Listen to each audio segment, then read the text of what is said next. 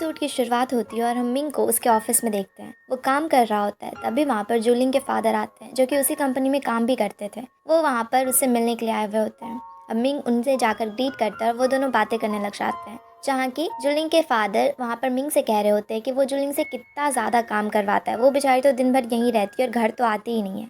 और उसकी मॉम उन्हें ऐसा कह रही होती है कि लगता है कि उन्होंने अपनी बेटी को घर पे रखने के लिए नहीं, बल्कि उनकी फैमिली को डोनेट करने के लिए ही बड़ा किया है। वो तो कभी घर ही नहीं आती और उनकी मॉम भी उसे इतने टाइम में देख पाती है।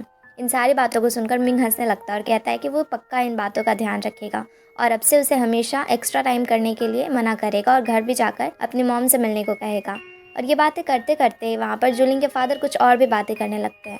वो वहाँ पर फे के बारे में बात कर रहे होते हैं कि उसके डिज़ाइन तो उतने कुछ खास भी नहीं थे। वो तो फर्स्ट सेकंड या फिर थर्ड रैंक पर भी नहीं आई है, फिर भी उसके डिज़ाइंस को वो मार्केट में लॉन्च कर रहा है, ये तो गलत है। और भी वो उटपटांग बातें बोलने लग जाते हैं। ये मिंग से वहाँ पर बर्दाश्त नहीं होता और फिर वो खड़ा होकर उन्हें डायरेक्टली ऐसा कहता है कि आप ये गलत सोच रहे हो अंकल, आपको ऐसा नहीं बोलना चाहिए। उसके डिज़ाइंस अभी काफ़ी ज़्यादा पॉपुलर हैं।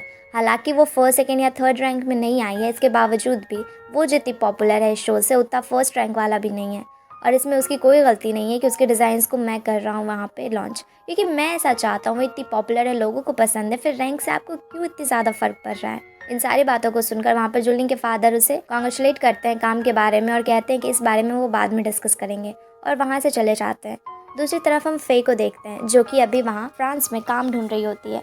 उसे किसी रेस्टोरेंट या फिर कहीं पर तो काम करना पड़ेगा ताकि वो अपनी फ़ीस के लिए रुपए जमा कर सके। स्कॉलरशिप में तो बस उसके यूनिवर्सिटी का ही फ़ी वहाँ पर पे किया जाएगा, पर रहने के लिए तो उसे खुद ही कमाना पड़ेगा।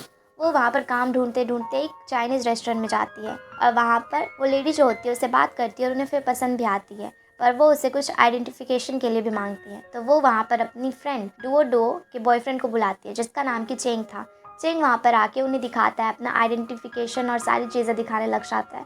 फिर वहाँ पर फे को काम भी मिल जाता है। दूसरी तरफ हम जायू को देखते हैं जो कि अभी मिंग से मिलने के लिए आता है और यहाँ आकर वो उसे कह रहा होता है कि तुम पेरिस नहीं जा रहे हो, तुम्हें पता है ना कि वो पेरिस में है। तो वहाँ पर मिंग कहता है कि तुम फे की इतनी ज़्यादा परवाह क्यों कर रहे हो। तो जायू वहाँ पर उसे बताता है कि वो पेरिस जा रहा है। वहाँ पर वो इस बार पक्का फे को खुद को पसंद करवाने के लिए मजबूर कर ही देगा, वो भी उसे पसंद कर ही लेगी, उसे पूरा यकीन है। और यहाँ पर मिंग ज़रूर हारेगा। मिंग उसे कहता है कि तुम इस गलतफहमी में मत जियो, मैं भी जल्दी पेरिस जाने वाला हूँ। जिसमें कि जायू उसे कहता है कि अगर तुम वहाँ पर आ भी गए फिर भी तुम मुझसे जीत नहीं पाओगे। तुमने मेरी बहन को जितना ज़्यादा दुख दिया उतना दुख मैं तुम्हें देकर ही रहूँगा।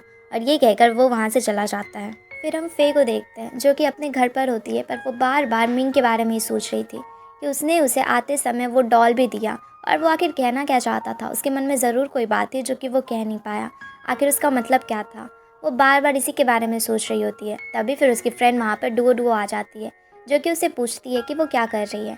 तो फे उसे यहाँ पर बताती है कि वो मिंग के बारे में सोच रही है।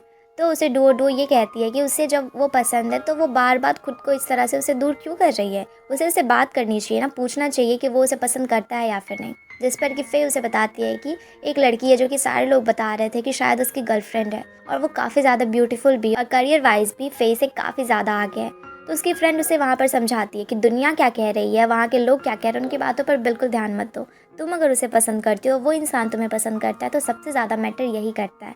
इसे तुम पहले उससे जानो, उससे पूछो। इसकी बात को सुनकर फिर भी खुश हो जाती है। उसके बाद फिर हम फिर से ऑफिस का सीन देखते हैं जहाँ कि मिंग होता है। मिंग को यांग बताता है कि अभी जूलिंग के फादर ने सारे फंड्स को अपने पास ही रख लिया है और वो किसी भी काम के लिए वो फंड्स को दे नहीं रहे हैं, क्योंकि यहाँ पर जूलिंग के फादर काफ़ी ज़्यादा बिजनेस ओरिएंटेड इंसान थे। उन्हें फैमिली वगैरह पे उतना ज़्यादा भी ध्यान नहीं रहता था। हाँ, फैमिली पसंद थी, सब पसंद था, पर बिजनेस उनके लिए सबसे ज़्यादा इंपॉर्टेंट था, और इसलिए वो इस तरह से मिंग को अपनी मनमानी करते हुए देख नहीं पा रहे होते हैं, और इसीलिए गुस्से में उन्होंने फंड को ही रोक दिया था। अब वहाँ पर मिंग भी जाता है, वो उन्हें काफ़ी समझाने की भी कोशिश करता है। जूलिंग भी वहाँ पर होती है। वो दोनों ही उनसे कह रहे होते हैं कि वो गलत कर रहे हैं, उन्हें कुछ तो फंड देना चाहिए ना। जिस काम के लिए अभी मिंग इतना ज़्यादा कोशिश कर रहा है वो उसे जल्दी सही कर लेगा, और उन्हें इन सारे कामों में बीच में ऑब्स्टिकल नहीं बनना चाहिए। पर फिर भी जूलिंग के फादर इस किसी भी चीज़ के लिए वहाँ पर मान ही नहीं रहे होते हैं। यहाँ पर मिंग को भी गुस्सा आ रहा होता है। वो उनसे कहता है कि मैं आपको जल्दी ही प्रूव कर दूंगा कि मैं सही कह रहा था, और इसके बाद वो वहाँ से उठकर चला जाता है। दूसरी तरफ हम पेरिस का सीन देखते हैं जहाँ की यूनिवर्सिटी में फे पढ़ रही होती है, और तभी वहाँ पर वो एक दूसरी लड़की को भी नोटिस करती है जो कि उसे लगता है कि शायद चाइनीज़ है। अब क्लास ख़त्म होने के बाद वो उसके पास में जाती है और उससे बात करती है। तो वो दूसरी लड़की उसे बताती है कि वो भी चाइना से ही है। वहाँ पर जिंग खुद को इंट्रोड्यूस करती है और वो बताती है कि उसे अभी अच्छे से फ्रेंच भी नहीं आता, इसलिए आज टीचर ने क्या क्या पढ़ाया उसे तो आधा से ज़्यादा बात कुछ समझ ही नहीं आ रहा होता है। जिसकी बात सुनकर वहाँ पर फे भी काफ़ी ज़्यादा रिलेट कर पाती है और ये दोनों काफ़ी अच्छे फ्रेंड बन जाते हैं फर्स्ट डे पे। उधर हम देखते हैं कि अभी जायू भी पेरिस पहुँच चुका है। वो भी उसी यूनिवर्सिटी में आ गया था और वो हर जगह फ़े को ढूंढ रहा होता है, पर उसे फ़े कहीं पर मिलती ही नहीं, क्योंकि फ़े तो उस समय जिंग से बात करते हुए बाहर चली जाती है और दूसरी तरफ जायू उसे वहीं पर ढूंढते रह जाता है। अब हम फ़े को देखते हैं काम करते हुए। वो रेस्टोरेंट में होती है और सारे लोगों को वहाँ पर खाने के लिए बुला रही होती है, सबको अच्छे से सर्व कर रही होती है। जहाँ की 3 फ्रेंड्स आते हैं, जिनमें की जो फीमेल होती है वो अपनी मॉम के लिए एक डायमंड का सेट लेकर आई हुई होती है और वो बाकी के अपने दोनों मेल फ्रेंड्स को वो दिखा रही होती है कि उसने कितने दिनों के बाद अपनी मॉम के लिए गिफ्ट लिया और वो काफ़ी ज़्यादा खुश है। और वो डायमंड वाली नेकलेस भी काफ़ी ज़्यादा एक्सपेंसिव होती है। उन सारे लोगों को दिखा रही होती है और बातें कर रही होती है। तभी वहाँ पर पीछे में जो बैठा हुआ था एक कस्टमर, वो इनकी बातों को सुन लेता है और वो उसका वो ज्वेलरी चुरा कर वहाँ से चला जाता है। थोड़ी देर के बाद फिर जब उन्हें खाना देने को आती है तो वो देखती है कि उस लड़की का पर्स नीचे गिरा है, तो वो उसे उठाकर दे देती है। पर जब वो लोग देखते हैं कि उसमें उनकी डायमंड वाली ज्वेलरी तो है ही नहीं, तो सारे लोग वहाँ पर फे को ही ब्लेम करने लग जाते हैं और वो सारे लोग फे पे चिल्लाने लगते हैं और कहते हैं कि उसे इसके सारे पैसे भी देने पड़ेंगे।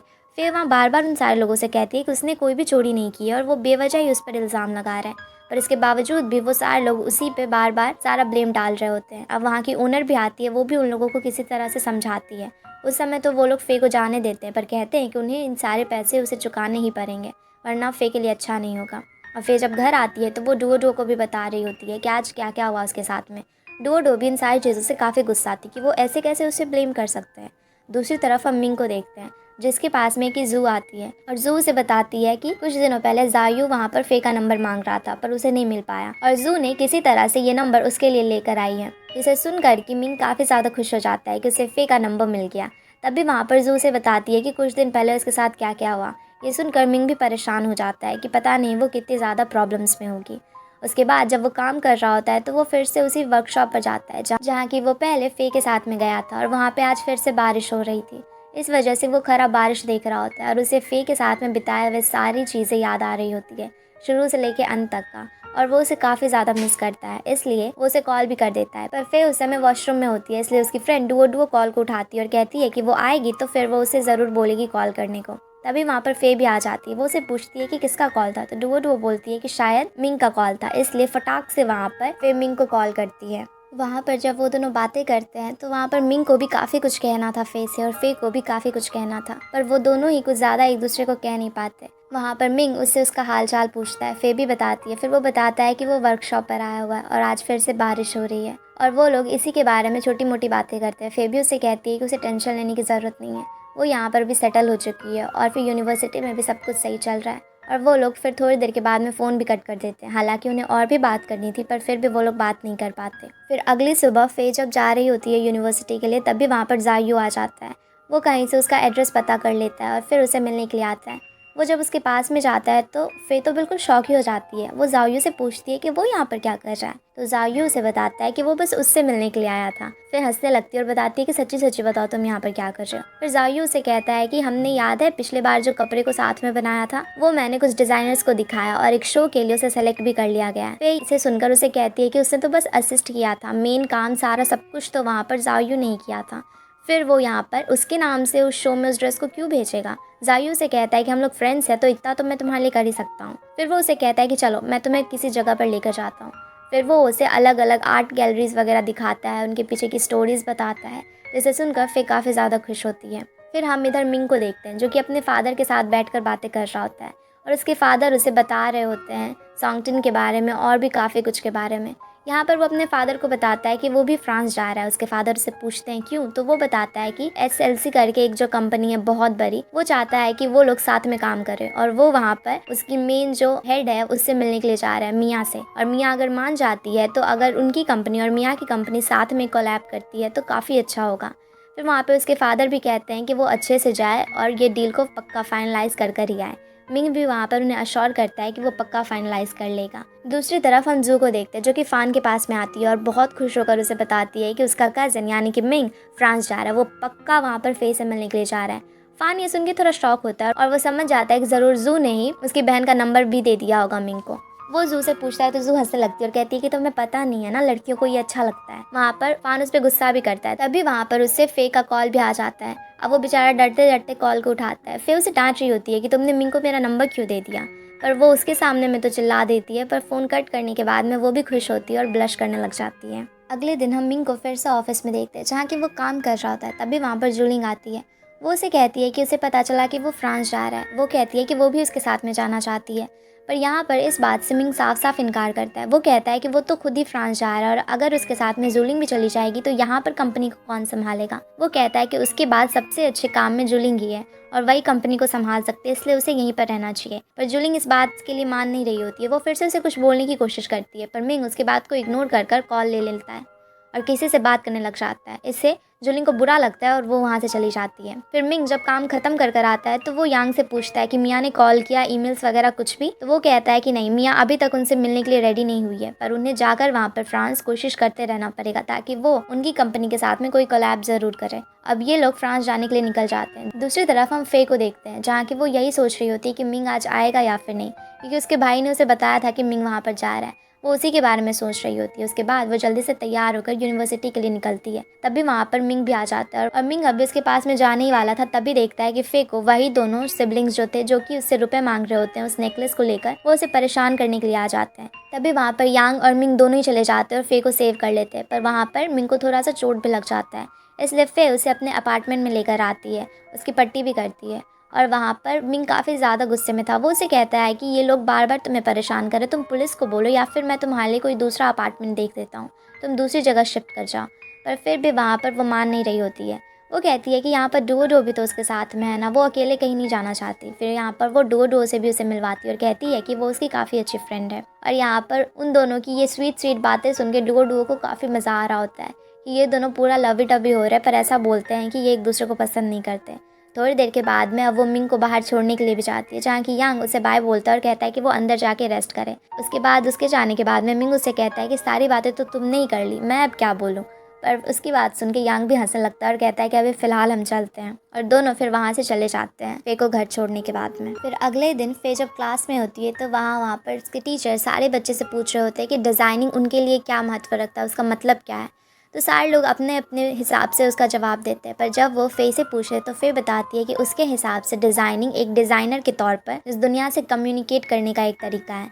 वो अपने फैशन से, अपने डिज़ाइन से लोगों को दिखाता है, एक तरह से कम्युनिकेट करता है, बात करता है, जिसकी बातें सुन के सारे लोगों को काफ़ी अच्छा लगता है और सारे लोग वहाँ पर उसे प्रेज़ भी करते हैं। फिर क्लास ख़त्म होने के बाद जब वो बाहर आती है तो जायू वहाँ पर उसका वेट कर रहा होता है। वो उसे कहता है कि चलो मैं तुम्हें ड्रॉप कर देता हूँ। वो उसे उसके रेस्टोरेंट तक लेकर जाता है जहाँ पर वो काम कर रही होती है और फिर वो अंदर आने लगता है। तो वो मना करती, कहती है अंदर आने की कोई ज़रूरत नहीं है, अभी हम लोग बंद है, इसलिए जाओ यहाँ से। तो वो कहता है कि उसे भूख लगा है, कम से कम खाना तो दे दे। पर वो कहती है कि और भी तो बहुत सारे रेस्टोरेंट है, वो कहीं पे दूसरी जगह जाकर खा लेना। तो फिर जायू वहाँ से चला जाता है। अब अंदर आकर वो काम करने लग जाती है। दूसरी तरफ हम घर का सीन देखते हैं जहाँ की मिंग आया हुआ होता है। वो उसके लिए कुछ लेकर आया हुआ होता है, पर जब वो उसके घर पर जाता है तो उसे पता चलता है कि अभी वहाँ पर फे नहीं है और डुओ अकेले हैं। डुओ उसे अंदर इनवाइट करती है पर वो जाता नहीं है, जिसे देखकर डुओ को और भी ज़्यादा खुशी होती है कि यार ये तो एकदम जेंटलमैन टाइप का ही है। उसके बाद फिर वो नीचे चला जाता है और कहता है कि मैं वहीं पर उसका वेट करूँगा। दूसरी तरफ हम देखते हैं कि फे जब काम कर रही होती है तो रेस्टोरेंट की ओनर उसे आके कहती है कि तुम्हें अभी जल्दी चले जाना चाहिए, तुम्हारा फ्रेंड बहुत टाइम से तुम्हारे लिए वेट कर रहा है। वो देखती है कि जायू वहीं पर है और वो बहुत टाइम से, पूरे सुबह से लेकर शाम तक उसका वेट ही कर रहा होता है कि कब वो काम से फ्री हो तो वो उसे घर लेकर जाए। पर यहाँ पर वो उसके साथ में नहीं जाना चाहती थी, इसलिए वो दूसरे गेट से निकल कर चली जाती है और उससे बिना बताए ही भाग जाती है। अब ये चीज़ें देखकर वो भी जल्दी से दौड़ कर जाता है उसके पीछे पीछे। दूसरी तरफ हम देखते हैं जब वो घर के पास में पहुंचती है तो वहीं पर मिंग भी होता है। अब वो मिंग से जब बातें कर रही होती है तो वो उसे पूछती है कि वो कब यहाँ पर आया। तो मिंग बताता है कि वो लगभग 2 घंटे से उसका इंतजार कर रहा था, जिसे सुनकर फे कहती है कि उसे इतनी देर तक उसका इंतजार नहीं करना चाहिए था, वो चला जाता ना। अब वो लोग बात कर रहे होते हैं और इसी बातों बातों में एयरपोर्ट वाली बात आती है। वहाँ पर फे जानना चाहती थी कि वो दरअसल उस दिन उससे क्या कहने वाला था। अब यहाँ पर मिंग भी उसे सारी चीज़ें बताने वाला था कि तभी अचानक से जायू आ जाता है। वो आकर उससे कहता है कि फे, आज तुम पूरे दिन मेरे साथ ही और अचानक से इस लड़के के साथ घूम रही हो, तुमने ऐसा क्यों किया, तुमने तो मुझे धोखा ही दे दिया। तो सुनकर फे कहती है कि झूठ बोलना बंद करो, मैं तुम्हारे साथ पूरे दिन नहीं थी। और इन सारी बातों को सुनकर मिंग को भी हंसी आ रही होती है कि क्या ये लोग भी। अब वहाँ पर जायू से कहता है कि फे झूठ मत बोलो, तुमने तो मुझे बिस्किट भी दिया था खाने को। तो फिर उसे कहती है कि अरे यार वो कुत्तों वाला बिस्किट था, जिसे सुनकर मिंग तो बहुत ज़ोर से हंसने लग जाता है। अब फिर वहाँ पर जल्दी से भाग जाती है और जायू भी बेचारा एम्बेरस्ड होकर वहाँ से चला जाता है, पर जाते जाते कह के जाता है कि यार ये कितनी क्यूट है। और मिंग उसके जाने के बाद में कहता है जायू को देखकर कि वो भी काफ़ी क्यूट है। अब हम अगले सीन में देखते हैं कि वो वहीं पर अपना पर्स भी छोड़कर चली गई थी, जिसे लेकर कि मिंग उसके अपार्टमेंट तक जाता है और डोर के बाहर में ही रख देता है। उसके साथ में वो उसके लिए जो गिफ्ट लाया था वो भी रख देता है। अब वहाँ पर डुओ और फिर जब बाहर आते हैं पर्स को लेने के लिए तो वहाँ पर उन्हें गिफ्ट भी मिलता है। वो लोग खोल कर देखते हैं तो ये एक बहुत ही पुराना और बहुत ही ज़्यादा एक्सपेंसिव चाइनीज़ क्लॉथ था, जो कि इतनी जल्दी मार्केट में मिलता भी नहीं है, और मिलता भी है तो बहुत ज़्यादा पैसे देने पर मिलता है। अब इसे देखकर डुओ भी पूरी ज़्यादा इम्प्रेस हो चुकी थी कि उसने इतना ज़्यादा महंगा लेकर आया फे के लिए। फे भी अब उसे देखकर खुश होती है और अंदर रूम में चली जाती है। दूसरी तरफ फिर हम मिंग को देखते हैं, जो कि जुलिंग से बात कर रहा होता है और कंपनी के बारे में पूछ रहा होता है। जुलिंग उसे पूछती है कि वहाँ मियाँ के साथ में उसकी मीटिंग कैसी रही, तो वो बताता है कि मियाँ तो उससे मिल ही नहीं रही है, पता नहीं किस बात से नाराज़ है, क्या है, या फिर वो कोलैब करना ही नहीं चाहती है। तभी इन बातों में मिंग जुलिंग से कहता है कि उसे उससे कुछ काफ़ी ज़्यादा इंपॉर्टेंट बात करनी है और जब वो चाइना आएगा तो वो उससे ज़रूर बात करेगा। उसके बाद वो फ़ोन को कट कर देता है, पर जुलिंग इस बात से समझ जाती है कि पक्का वो फे से ही रिलेटेड कोई बात करेगा और ये काफ़ी ज़्यादा बुरा होने वाला है उसके लिए। अब वहाँ पर जब उसकी मॉम आती है तो वो अपनी मॉम को भी बताती है कि किस तरह से आज मिंग उससे बातें कर रहा होता है। तो उसकी मॉम कहती है कि ऐसा कुछ नहीं होगा, वर्क से रिलेटेड होगा, पर जुलिंग कहती है कि वो बहुत ही अच्छे तरीके से मिंग को जानती है और ये वर्क रिलेटेड बिल्कुल भी नहीं है। अब वहाँ पर वो काफ़ी ज़्यादा डरी भी होती है कि पता नहीं है किस चीज़ के बारे में अब बात करने लगे। नेक्स्ट सीन में हम जायू को देखते हैं, जो कि एक बहुत ही बड़े डिज़ाइनर के पास में जाता है और ये डिज़ाइनर उसका फ्रेंड होता है। वहाँ वो बताता है कि एक शो के लिए उसने फे के साथ में जो ड्रेस बनाया था उसे वो लॉन्च करना चाहता है। उसका फ्रेंड कहता है कि उसे ये करने की क्या ज़रूरत है और एक नो नेम वाले डिज़ाइनर को इसमें इतना बड़ा क्रेडिट देने की क्या ज़रूरत है, वो चाहे तो किसी भी बड़े डिज़ाइनर के साथ में काम कर सकता है। तो फिर एक ऐसी लड़की जो कि अभी स्टूडेंट है और उसके बारे में कोई जानता भी नहीं, उसे वो इतने बड़े शो में क्यों सबके सामने में प्रेजेंट करना चाहता है। तो यहाँ पर वो बताता है कि सबसे पहली बात तो फे काफ़ी ज़्यादा टैलेंटेड है और अभी उसका स्टार्टिंग ही है, वो शुरुआत ही है, तो उससे वो बस चाहता है कि वो उसकी हेल्प कर सके क्योंकि उसे पता है कि वो फ्यूचर में काफ़ी अच्छा करने वाली है। और दूसरा ये कि वो उसे पसंद करता है और यहाँ पर वो स्माइल करता है, जिसे देखकर उसका फ्रेंड समझ जाता है। वो कहता है कि तुम सेकेंड वाला ऑप्शन बोलते तो वो ज़्यादा ही सही लगता, और दोनों यहाँ पे हंसने लग जाते हैं। उसके बाद फिर हम देखते हैं कि अब जब सोई हुई थी फे, तभी उसकी फ्रेंड डुओ आती है। वो कहती है कि जल्दी से उठो, मैंने यहाँ पर देखा है कि जायू हमारे बगल वाले फ्लैट में शिफ्ट हो रहा है। इसे देखकर वो भी शॉक हो जाती है। वो दौड़कर बाहर जाती है तो देखती है कि सच्ची में जायू उसके बगल वाले फ्लैट में शिफ्ट होता है। वो उसे पूछती भी है कि वो यहाँ पर क्यों आया है, तो वो कहता है कि बगल वाला फ्लैट खाली था और उसे यहाँ पर काम था इसलिए वो आ गया है, पर यहाँ पर तो वो बस फे के करीब रहना चाहता था इसलिए आया हुआ होता है। फे भी परेशान हो जाती है और अपने रूम में चली जाती है। फिर हम मिंग को देखते हैं, जो कि फे से मिलने के लिए आया हुआ होता है। तभी उसे उसी बिल्डिंग से जायू निकलते हुए दिखता है। तो वहाँ पर मिंग उसे जाकर पूछता है कि वो इतनी सुबह सुबह यहाँ पर क्या कर रहा है। तो जायू मिंग को बताता है कि वो यहीं पर शिफ्ट हो चुका है और वो अब फे का नेबर है, उसके बगल वाले फ्लैट में ही रह रहा है। जिसे सुनकर मिंग को काफ़ी गुस्सा आता है। मिंग उसे कहता है कि हम दोनों की दुश्मनी के बीच में तुम्हें उसे लाने की कोई ज़रूरत नहीं है, इसलिए तुम फे से दूर रहो। और यहाँ हमें पता चलता है कि दरअसल इन दोनों के बीच में हुआ क्या था और किस वजह से ये लोग इतना ज़्यादा एक दूसरे से नफरत करने लगे हैं। दरअसल जायू की एक छोटी बहन होती है जिया, जो कि मिंग को काफ़ी ज़्यादा पसंद करती थी और मिंग और वो बचपन के फ्रेंड्स थे। पर मिंग हमेशा उसे अपनी बहन की तरह ही देखता था क्योंकि वो जायू का फ्रेंड था और वो हमेशा उसकी छोटी बहन को अपनी बहन की तरह देखता था। उसके मन में कभी भी कोई भी रोमांटिक फीलिंग्स नहीं थी जिया के लिए, पर जिया हमेशा से ही मिंग को पसंद करती थी। पर जब मिंग ने उसे रिजेक्ट कर दिया था और ना कह दिया था तो वो बहुत ज़्यादा टूट चुकी थी क्योंकि वो बचपन से हमेशा ही उसे अपना पति मानते आई थी, उसे हमेशा वो पसंद करती आई थी। इसलिए अचानक से उसके रिजेक्शन को वो संभाल नहीं पाई थी और रिजेक्शन के बाद में वो अचानक से कहीं चली गई थी और जायू से भी उसने सारे कांटेक्ट छोड़ दिए थे। इससे जायू को काफ़ी ज़्यादा बुरा लगा था कि वो अपनी छोटी बहन को भी प्रोटेक्ट नहीं कर पाया और अभी 3 साल हो चुके और किसी को नहीं पता कि उसकी छोटी बहन जिया आखिर है कहाँ पर। और इस वजह से जायू मिंग से काफ़ी ज़्यादा नफरत करता है। हालांकि मिंग नफरत तो नहीं करता जायू से, पर वो खुद को ही बहुत ज़्यादा इस चीज़ की वजह से ब्लेम करता है और वो भी गिल्ट में रहता है और जायू तो है ही हमेशा उसे इस बात को याद दिलाने के लिए। और यहाँ पर वो कहता है कि वो फे को भी उसे छीन लेगा। उसकी बहन जिस दर्द से गुजरी है वो चाहता है कि मिंग भी उसी दर्द से गुजरे। और यहाँ उन दोनों के बीच में थोड़ी बहस भी होती है और यहाँ तक कि मिंग तो जायू का कॉलर भी पकड़ लेता है और दोनों झगड़े पे उतर आते हैं। और फिर थोड़ी देर के बाद में गुस्से में वहाँ पर जायू भी चला जाता है और मिंग वहीं पर खड़े रहकर गुस्से में सोच रहा होता है कि वो अब क्या करे, कैसे इन सारी चीज़ों को हैंडल करे। अब अगले सीन में हम काईमैन कंपनी को देखते हैं, जहाँ की जू और फिर फान दोनों ही मॉडलिंग कर रहे होते हैं। वो वहाँ पर रैम वॉक की प्रैक्टिस कर रहे होते हैं और लिन डाउ उन्हें अच्छे से समझा रही होती है, पर जू यहाँ पर अभी भी उतना अच्छा नहीं कर रही होती है, इसलिए लिन डाउ से बार बार डांट रही होती है। पर वहाँ पर जू कहती है कि वो तो अब खाना भी नहीं खा रही है, खुद को स्टार्व कर रही है एक मॉडल जैसे फिगर पाने के लिए, और आप इतना ज़्यादा चलवा रहे हो तो मैं कैसे चल पाऊँगी। यहाँ पर लिंडा उससे और भी ज़्यादा गुस्सा करने लग जाती है और जू भी काफ़ी ज़्यादा नाराज़ होती है। अब ये सारी चीज़ों के प्रैक्टिस के बाद में जब वो घर पर होती है तो उसके पास में फ़ान आता है। वो कहता है कि चलो मैं तुम्हें कहीं लेकर चलूँगा। जिस पर वो कहती है कि वो चल भी नहीं सकती, उसके पैरों में बहुत ज़्यादा दर्द है। इसलिए वो उसे पिगी बैक राइड देता है और अपने घर पर लेकर जाता है, जहाँ कि उसके लिए वो बहुत ही टेस्टी सा खाना बनाता है और बहुत सारा खाना बनाता है। इन सारी चीज़ों को देखकर जू से कहती है कि वो इतना नहीं खा सकती, इसमें बहुत ज़्यादा कैलोरीज होंगे और इतना तो वो 4-5 दिनों से भी नहीं खाई है, और एक बार में इतना ज़्यादा कैसे खा लेगी। तो वहाँ पर फ़ान उसे समझाता है कि ये सारे मिलाकर भी बहुत कम कैलोरीज है, क्योंकि उसमें उसने ना ही ऑयल का इस्तेमाल किया, ना ही कुछ शुगर है, और बस ग्रीन वेजिटेबल्स हैं, और इससे उसकी हेल्थ भी अच्छी रहेगी और ना ही उसमें फ़ैट भी आएगा, वो मोटी भी नहीं होगी। ये सुनकर वो काफ़ी ज़्यादा खुश होती है और जल्दी जल्दी सारे खाने को खाने लग जाती है। वहाँ पर जू फे को भी कॉल करती है और वो उसे वीडियो कॉल में दिखा रही होती है कि फ़ान ने उसके लिए कितना टेस्टी खाना बनाया है। इसे देखकर फे भी हंस रही होती है और कह रही होती है कि मेरा छोटा भाई कब से इतना ज़्यादा समझदार हो गया और वो लड़कियों के लिए भी खाना बना रहा है। जिसे सुनकर जू भी हंसने लगती है। वो कहती है कि नहीं नहीं, मैंने तो इसे ज़बरदस्ती बनवाया है, इसलिए मुझे खाना बनाकर खिला रहा है। अब इसके बाद में वहाँ पर जू से पूछती है कि वो उसके भाई से मिली, मिंग वहीं पर है और उन दोनों के बीच में बात हुई। ये सुनकर फे को वहाँ पे बहुत ज़्यादा अजीब लगने लगता है, क्योंकि वो नहीं बताना चाहती थी कि वो भी उसे पसंद करती है। इसलिए वो कहती है कि नेटवर्क नहीं आ रहा, बिल्कुल भी आवाज़ नहीं आ रहा, और उस कॉल को कट कर देती है। उसके बाद वो वहाँ से निकल कर जा रही होती है घर की तरफ। तभी उसे रास्ते में मिंग मिलता है। मिंग उसके पास में आता है और यहाँ पर मिंग और फे के बीच में सारी मिसअंडरस्टैंडिंग दूर हो जाती है, क्योंकि मिंग अभी वापस से चाइना जा रहा होता है, क्योंकि उसे बहुत ज़्यादा कंपनी में काम था और वो मियाँ से भी काफ़ी दिनों से मिल नहीं पाया था, इसलिए उसे दोबारा आना ही पड़ेगा। इसलिए वो अभी फ़िलहाल जा रहा होता है, पर जाने से पहले वो सारी चीज़ें फे को बता कर जाना चाहता है। अब यहाँ पर वो फे से कह देता है कि वो फे को पसंद करता है और उसके और जुलिंग के बीच में कुछ भी नहीं है, और चाहे कितना भी कुछ हो जाए, कितने भी लोग उसे कह दे कि वो जुलिंग को ही पसंद करे, उसका दिल तो हमेशा फे को ही पसंद करेगा और वो हमेशा फे को ही पसंद करेगा और उसके साथ ही रहेगा। और इतना कहने के बाद वो उसे किस भी कर देता है, जिससे कि फे तो बिल्कुल शौक ही रह जाती है, पर उसे काफ़ी ज़्यादा अच्छा लग रहा होता है। वो वहाँ पर स्माइल करती है और वहाँ पर यांग भी होता है, जो कि इन्हें देख कर काफ़ी ज़्यादा खुश होता है।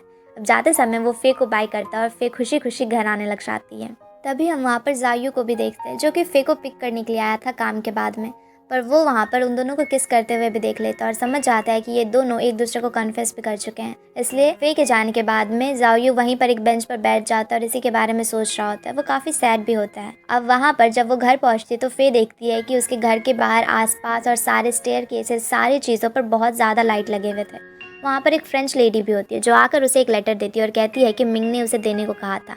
अब वो जब पढ़ती है तो पता चलता है कि वो नहीं चाहता कि उसकी गर्लफ्रेंड इस तरह अंधेरे में इधर उधर जाए, और उसकी सेफ्टी के लिए उसने बहुत सारे लाइट्स लगा दिए हैं कि ताकि उसे कभी डर ना लगे रात को जब वो काम करके वापस आए। इससे वो काफ़ी ज़्यादा खुश हो जाती है और घर आने के बाद भी बार बार मिंग के बारे में ही सोच रही होती है। इसलिए वो फिर से लाइव जाती है और बोलती है कि जब वो फ्रांस आई थी तो उससे पहले कुछ मिसअंडरस्टैंडिंग हो गई थी, इसकी वजह से वो काफ़ी ज़्यादा उदास थी और वो सोच रही होती है कि वो जिसे पसंद करती है वो उसे बिल्कुल भी पसंद नहीं करता। पर आज सारे डाउट्स क्लियर हो चुके हैं और उसे पता चल चुका है कि जैसे वो पसंद करती है वो भी उसे पसंद करता है, और वो बहुत ज़्यादा खुश है। और उसकी इस लाइव को, सारी चीज़ों को मिंग भी सुन रहा होता है और वो काफ़ी ब्लश कर रहा होता है, उसे भी काफ़ी अच्छा लग रहा होता है ये सुनकर। अब जब वो वापस से चाइना जाता है तो जू से पूछती है फे के बारे में। वो पूछती है कि फे ने तुमसे क्या बोला, तुम दोनों डेट भी कर रहे हो, तुम दोनों के बीच में आखिर हुआ क्या। पर वो उसे कुछ बताता ही नहीं है, वो तो बस ब्लश ही किए जा रहा होता है। वो उसके लिए लिपस्टिक भी लेकर आता है, पर उल्टी शेड ही लेकर आ जाता है, इसलिए वो उससे झगड़ा भी कर रही होती है और झगड़े झगड़े में वहाँ से गुस्से में चली जाती है। पर मिंग उसे कुछ भी सही से बताता भी नहीं। अब हम फे को अपने रूम में देखते हैं, जहाँ की वो फिर से यूनिवर्सिटी में एक ड्रेस को वहाँ पर सबके सामने में प्रेजेंट करने वाली थी, और फिर से वो एक चाइनीज़ ड्रेस के बारे में सोच रही होती है।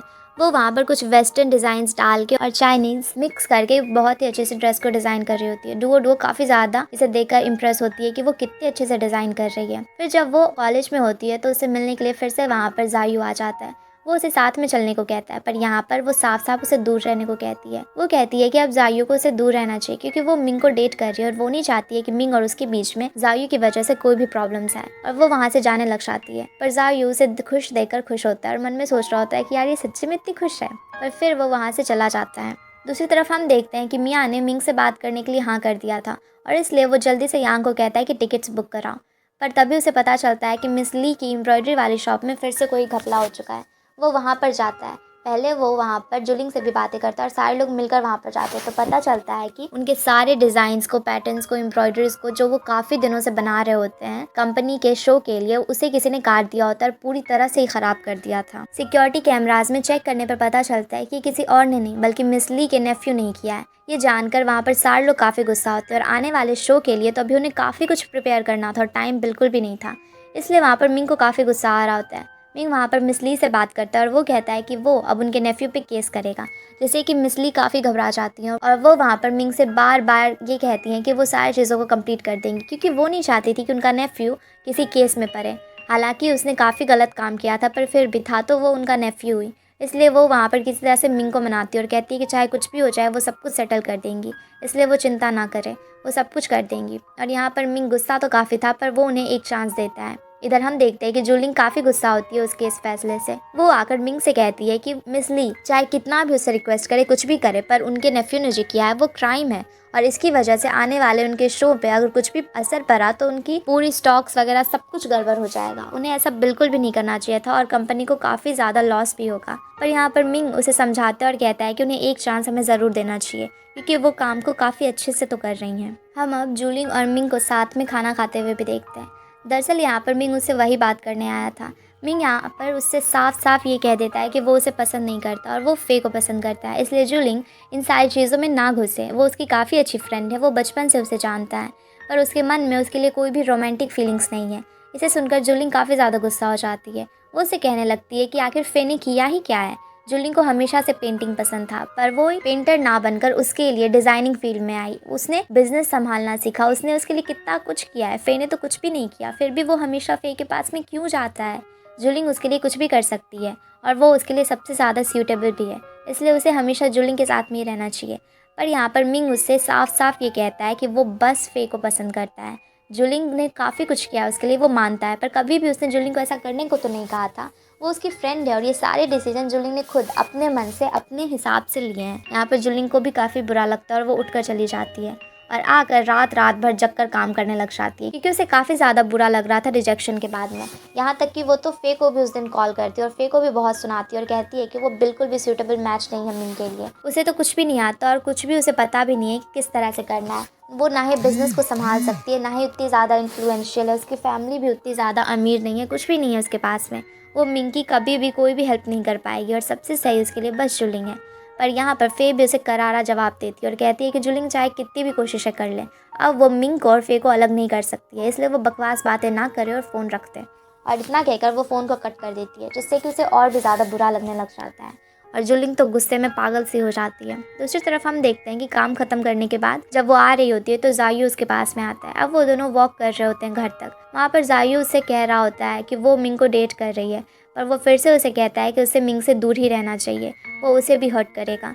पर यहाँ पर फे उसे कहती है कि वो उसे बहुत पसंद करती है और अब चाहे कुछ भी हो जाए वो उसका साथ नहीं छोड़ेगी। वहाँ पर जाओयू से समझाता भी है कि वो भी इन्हीं सारी चीज़ों के बारे में कहता है। वो कहता है कि जुलिंग और मिंग के पेरेंट्स बचपन से एक दूसरे को जानते हैं, वो लोग हमेशा उन दोनों की शादी के बारे में सोच रहे थे और यहाँ तक कि वो दोनों फैमिली भी एक दूसरे को काफ़ी ज़्यादा सपोर्ट करते हैं। और मिंग देखना लास्ट में फे को ज़रूर छोड़ देगा, वो बस अपने बारे में ही सोचता है। और ये सारी चीज़ें सुनकर फे भी थोड़ी सोच में पड़ जाती है कि अब वो क्या करेगी, कहीं उसकी वजह से मिंग को फाइनेंशियली कुछ लॉस ना हो जाए, बिजनेस पे असर ना पड़े। और इसी के साथ में ये एपिसोड यहीं पे ख़त्म हो जाता है। Thanks everyone for watching. और वीडियो अच्छी लगी हो तो वीडियो को लाइक करके चैनल को सब्सक्राइब ज़रूर कर देना।